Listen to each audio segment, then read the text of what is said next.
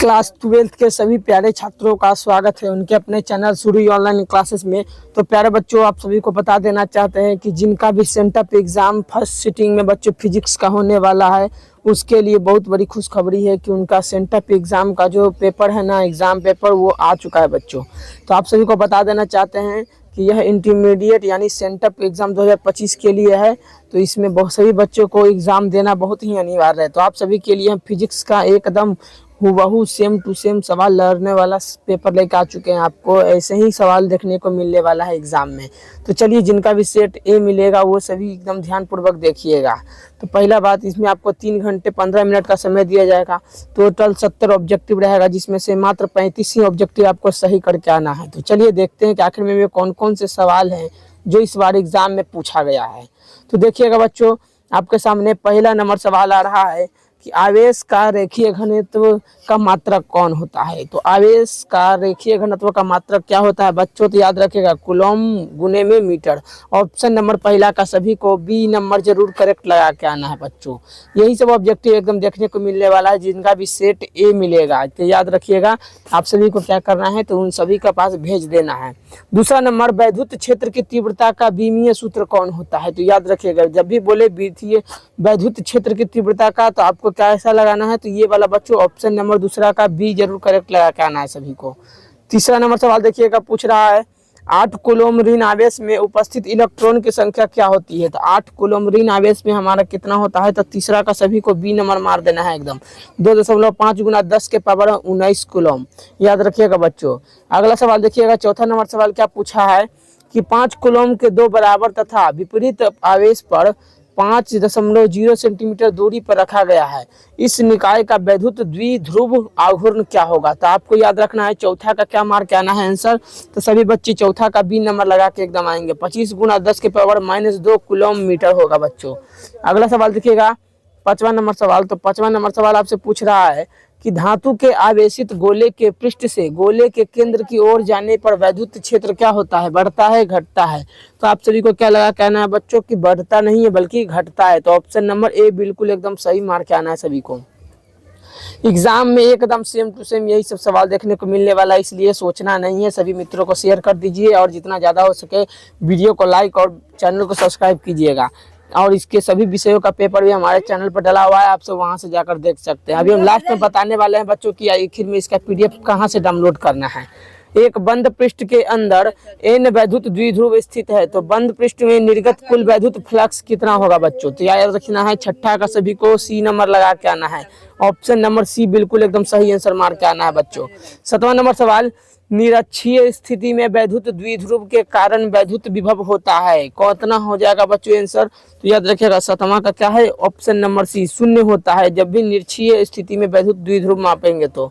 8वां number सवाल देखिए क्या बोल रहा है, कह रहा है एक इलेक्ट्रॉन 5 वोल्ट विभवांतर तक त्वरित किया जाता है, तो इलेक्ट्रॉन द्वारा अर्जित ऊर्जा कितना होगा।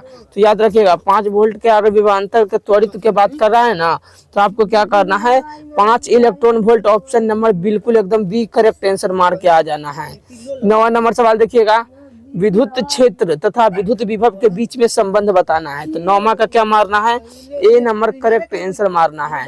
ई बराबर में होता है माइनस बराबर में डी भी बटा में डी आर। तो ऑप्शन नंबर बिल्कुल 9वां का एक करेक्ट आंसर लगा देना है बच्चों। 10वां नंबर सवाल देखिएगा कि आर दूरी पर रखे 2 वैद्युत द्विध्रुव से बने निकाय की वैद्युत स्थितिक ऊर्जा का अनुक्रमानुपाती होता है। तो क्या होगा बच्चों, 10वां का सभी को राइट आंसर मार देना है एकदम ए नंबर, आर स्क्वायर के होगा बच्चों, याद रखिएगा। अब 11 नंबर सवाल देखिएगा। 11 नंबर सवाल बोल रहा है कि पिको फैराड मात्रक है किसका। तो पिको फैराड मात्रक हो जाएगा, सभी को बिल्कुल ए नंबर मारना है वैद्युत आवेश का। ऑप्शन नंबर ए सभी को सही सही लगा के आना। यही सब सेम टू सेम एकदम सवाल आने वाला है एग्जाम में, इसलिए बिना सोचे समझे एकदम पूरा वीडियो को देखना है अंत तक। और लास्ट में पीडीएफ आपको फ्री में मिलेगा, तो उसको डाउनलोड करके एकदम एग्जाम में छाप देना है जाके। तो 12 नंबर सवाल कर रहा है, किसी संधारित्र की धारिता निर्भर नहीं करता है किस पर। तो बिल्कुल यहाँ 12 का क्या लगा के आना है बच्चों, प्लेटों के आवेश पर। ऑप्शन नंबर सी एकदम सही आंसर मार के आना है। 13 नंबर सवाल कर रहा है, एक गोलीय चालक की धारिता अगर एक इतना दिया गया है बच्चों, तो उसकी त्रिज्या पूछा है। तो 13 का क्या मारना है, ऑप्शन नंबर सी 9 किलोमीटर एकदम मार के आ जाना है बच्चों। ऑप्शन नंबर सी बिल्कुल सही हो जाएगा। 14 नंबर सवाल देखिए, किसी धातु का परावैद्युतांक होता है, कितना होता है, तो याद रखिएगा धातु का परावैद्युतांक कितना होगा, तो बिल्कुल यहाँ अनंत होगा। ऑप्शन नंबर डी सही आंसर लगा देना है बच्चों। एक भी सवाल का गलत आंसर नहीं होगा, ये बात की गारंटी दे रहे हैं। 15 नंबर सवाल, निम्नलिखित में से कौन एक संधारित्र द्वारा अवरुद्ध है, तो 15 का सभी को बिल्कुल एकदम बी नंबर लगा देना है, D C option number B correct answer मार के आना है बच्चों। पहले ही बता दे रहे हैं, जिनका भी सेट ए है उन सभी को तुरंत शेयर कर दीजिए एकदम, यही सब ऑब्जेक्टिव एकदम छपने वाला है। 16 नंबर सवाल, 40 वाट तथा 60 वाट के दो बल्ब 220 वोल्ट के स्रोत से जोड़ा गया है, तो उनके बीच में प्रतिरोध का अनुपात पूछा है, तो 16 का बिल्कुल एकदम सभी को मार देना है, डी नंबर एकदम 3:2 में होगा। ऑप्शन नंबर डी 100% सही हो जाएगा बच्चों। 17 नंबर सवाल, किसी तार का प्रतिरोध अगर 5 ओम है तो उसकी विद्युत चालकता क्या होगा, तो बिल्कुल एकदम 17 का हम सभी को क्या लगा के आना है बच्चों, तो 17 का सभी मार करिएगा सी नंबर 5 ओम -1 होगा। ऑप्शन नंबर सी सही आंसर मार देना है।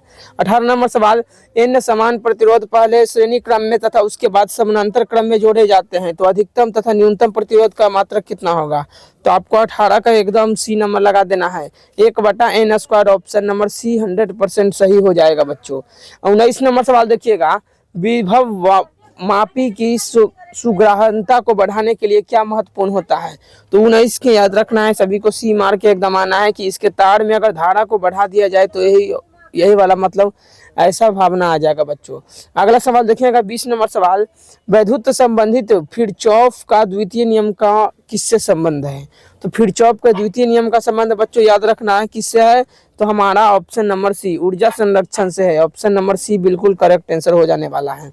अगला देखिएगा 21 नंबर, निम्नलिखित में से कौन चुंबकीय क्षेत्र की तीव्रता का मात्रक नहीं है, तो चुंबकीय क्षेत्र की तीव्रता का मात्रक हमारा कौन नहीं है, तो बिल्कुल एकदम डी नंबर न्यूटन/एम्पियर²। ऑप्शन नंबर डी सभी को सही आंसर लगा के आना है बच्चों।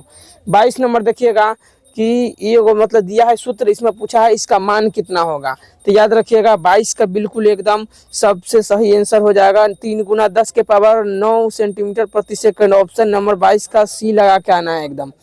23 नंबर सवाल, एक समान चुंबकीय क्षेत्र बी में बल रेखाओं के समानांतर एक इलेक्ट्रॉन जिसका आवेश ई है, वेग कितना है बच्चों भी, तो इलेक्ट्रॉन पर लगने वाला बल कितना होगा, तो 23 के सभी को क्या लगाना है, ए नंबर एकदम उसका हो जाएगा बच्चों ई भी बी।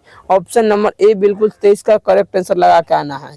अगला 24 नंबर सवाल, समान दिशा में समान वेग से गतिमान इलेक्ट्रॉन किरणपुंज की प्रकृति क्या होगी, तो 24 के एकदम डी नंबर लगा देना है, इनमें से कोई नहीं होगा बच्चों। ऑप्शन नंबर डी एकदम सही हो जाएगा, याद रखिएगा।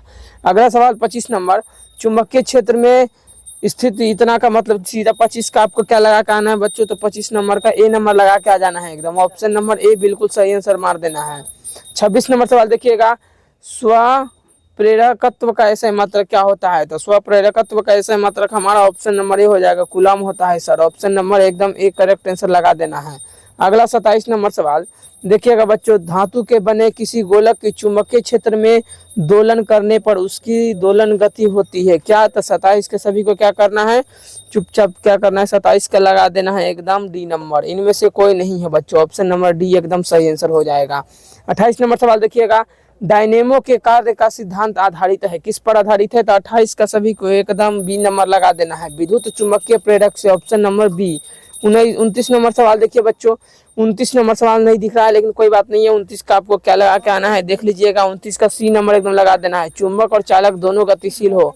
अगला लास्ट सवाल देख लीजिए बच्चों, हम अभी 30 ही सवाल करा रहे हैं, आपको अगर पूरा सवाल चाहिए तो हमारे द्वारा भी बता दिया जा रहा है कि इसका पूरा पीडीएफ कहाँ से डाउनलोड करना है। तो पहले 30 का देख लीजिए कि चल कुंडली और गैल्वेनोमीटर के प्राप्त धारा का समानुपाती होता है, तो 30 के बिल्कुल सी नंबर लगा देना है एकदम चुंबकीय क्षेत्र के लिए बच्चों। ऑप्शन नंबर सी एकदम 100% सही हो जाएगा। तो चलिए देखते हैं कि आखिर में इसका पीडीएफ कहाँ मिलेगा। इसका ऑब्जेक्टिव और सब्जेक्टिव दोनों बच्चों हमने यहाँ पर डाल दिया है, देख सकते हैं, ये इसका सब्जेक्टिव सवाल सब है। आपको बता देना चाहते हैं कि आपको इसका पीडीएफ कहाँ डाउनलोड करना है, तो चलिए देखते हैं।